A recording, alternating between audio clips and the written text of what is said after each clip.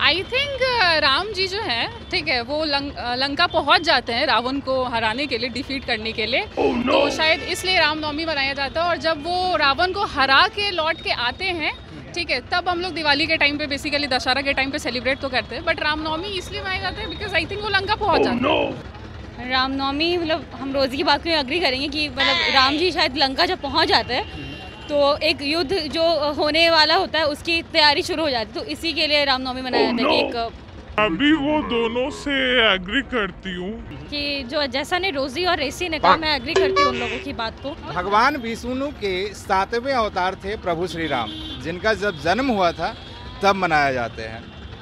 Agree? हाँ, agree. बिल्कुल यही है।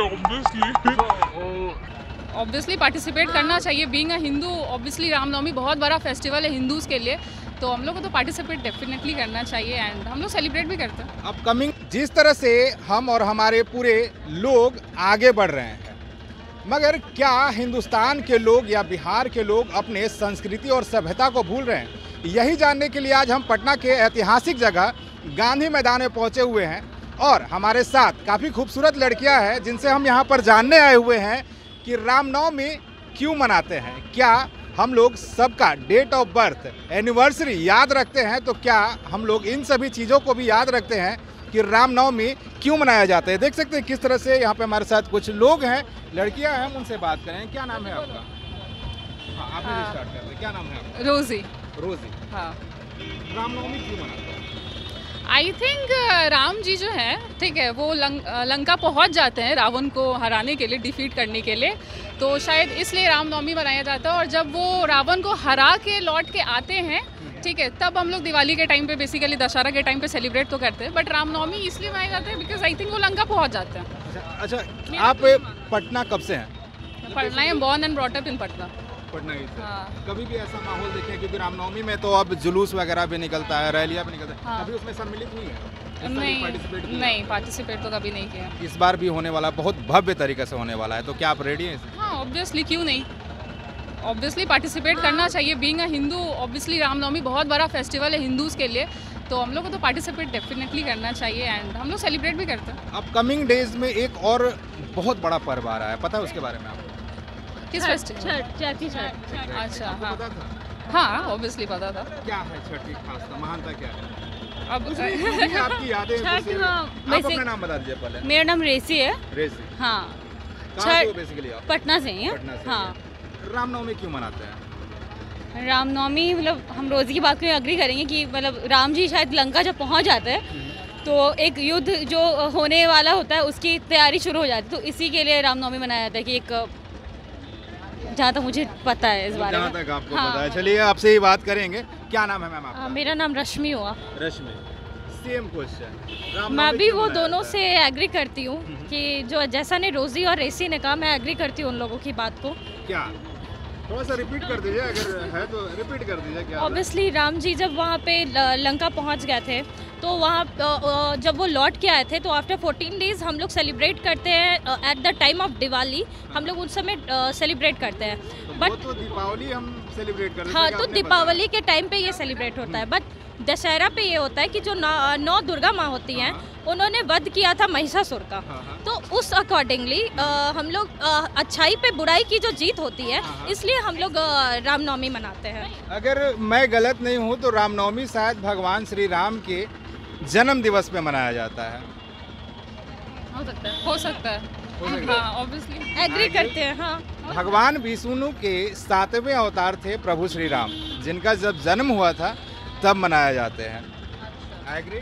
हाँ, एग्रीड, बिल्कुल यही है ऑब्वियसली। एक चीज़ आपसे मैं बोलना चाहूँगा, पूछना चाहूँगा, बहुत सारे ऐसे लोग हैं जो अपने कल्चर को, सभ्यता को बाहर जाकर भूल जाते हैं। लाइक दीपावली में छुट्टी नहीं मिलता, क्योंकि ये सब चीज़ बेसिकली जो है बिहार में मनाया जाता है, बाहर में तो छुट्टी मिलता नहीं है। तो आपको नहीं लगता है कि लोग भूल रहे हैं इन सभी चीज़ों को? बिहार क्या बहुत ट्रेडिशनल प्लेस है और शुरू से यहाँ पे फेस्टिवल को बहुत इंपॉर्टेंस दिया जाता है। बाहर क्या होता है, ये सही कहा आपने कि रामनवमी का कोई स्पेशल हॉलीडे तो होता नहीं है, बट बिहार में क्या है कि फेस्टिवल जो है उसका बहुत इंपॉर्टेंस है। जैसा कि आप देखिए, छठ भी यहाँ पे नवंबर के भी टाइम पे एक होता है, और एक अभी के भी टाइम पे सेलिब्रेट किया जाता है। तो 2 बार छठ होता है, इनफैक्ट अभी नवरात्र भी चल रहा है, राइट। तो बिहार एक लैंड ऑफ फेस्टिवल है और काफ़ी ट्रेडिशनल प्लेस है, इसलिए हर फेस्टिवल का अपना इंपॉर्टेंस है और सारा फेस्टिवल हम लोग यहाँ पे सेलिब्रेट करते हैं। मैं यहाँ पे ये बोलना चाहूँगी कि जैसा कि लोग कहते हैं कि ये दशहरा में दुर्गा माँ का पूजा किया जाता है, तो एज अ गर्ल तो उस समय तो हमें बहुत पूजा किया जाता है कि हाँ भाई वो 9 दिन है तो लड़कियों की पूजा करो। और आफ्टर दैट वो कहाँ गया पूजा उन लोग का, जब जैसे ही दशहरा खत्म होता है तो वो सारा पूजा खत्म हो जाता है। वही चीज़ वो 9 दिन के बाद उन सारी लड़कियों को बहुत इज्जत से देखते हैं, बट आफ्टर 9 दिन के बाद ये सारी चीज़ खत्म हो जाता है। तो क्यों उसी गंदे नज़र से देखना जाता है हमें कि हम खुद अपने आप को इनसिक्योर फील करने लगते हैं। बहुत बड़ा आपने, आपके जो दोस्त हैं, आप बहुत ही बड़ा चीज़ बोला है कि चाहे रामनवमी हो, चाहे दशहरा हो, नहीं, चाहे रामनवमी हो, चाहे कुछ भी हो, हम लोग लड़कियों को रिस्पेक्ट देते हैं, चाहे मदर्स डे हो या कोई भी दिन होता है। उसके बाद हम लोग ये सब भूल क्यों जाते हैं? क्यों ऐसा क्यों हो जाता है? ऐसे ऐसे लोगों के मानसिकता वाले लोगों को क्या बोलना चाहिए? मानसिकता पे ये डिपेंड करता है, क्योंकि आजकल मतलब क्या है कि हम लोग ये बहुत सारी चीज़ दिखावे में चल रहा है कि पूजा है तो हाँ दिखावे हैं, बहुत बड़ा पूजा कर रहे हैं, लेकिन उसको रियल लाइफ में इम्प्लीमेंट लोग करते नहीं हैं। तो यही चीज़ है, हमारे हिंदू धर्म में बहुत सारी चीज़ें जो अगर हम रियल लाइफ में इम्प्लीमेंट करें तो बहुत चीज़ अच्छा हो सकता है, लेकिन लोग सिर्फ दिखावे में कि हाँ पूजा है, हम लोग सिर्फ रामनवमी सबको क्या है नाचना है प्रोसेशन निकाल के, लेकिन उसको चीज़ को फॉलो करने में लोग पीछे हट जाते हैं। अच्छा, इससे पहले एक शारदा सिन्हा का एक वीडियो वायरल हुआ था, छठ को लेकर उन्होंने बनाया था कि बेटा और पतोह उसकी बाहर चली जाती है तो वो पूछती है, वो आपने देखा है क्या? आपने मतलब लगता नहीं है कि वैसे हम लोग को भी अपने मतलब कि जो अपकमिंग आने वाले हैं वंश हमारे, उन लोगों को बताना चाहिए, फ्रेंड को बताना चाहिए कि यार ये करना चाहिए? बट ये चीज़ तो मैं यहाँ कहना चाहूँगी कि आफ्टर अब तो ये जैसे कि यहाँ भी सेलिब्रेट हो रहा है, बट ये तो फॉरेन में भी अब सेलिब्रेट होने लगा है। तो इस चीज़ से तो हम लोग ये नहीं कह सकते कि हाँ सिर्फ यहीं सेलिब्रेट हो रहा है। हमारे इस फेस्टिवल को, इनफैक्ट छठ पूजा स्पेशली, ये फॉरेन में भी सेलिब्रेट कर रहे हैं। एटलीस्ट फॉरेनर भी इस चीज़ को समझ रहे हैं कि ये बहुत बड़ा पर्व है। बिल्कुल, हिंदू सभ्यता और धर्म को सारे लोग अपना भी रहेंगे। वैसे लोग को आप अपने शब्दों में क्या बोलना चाहेंगे जो भूल रहे हैं इन सारी चीज़ों को? पढ़े लिखे तो बोलेंगे, लेकिन फिर भी दिमाग से उन्हें पिछले बार कहीं बोलेंगे कि वो अभी अपने पढ़ाई लिखा के साथ साथ वो अपने कल्चर को वो भूलते जा रहा है। छठ का जो पर्व है वो क्या है कि उगते हुए सूरज को हमें नमस्कार करना चाहिए और ढलते हुए सूरज को भी।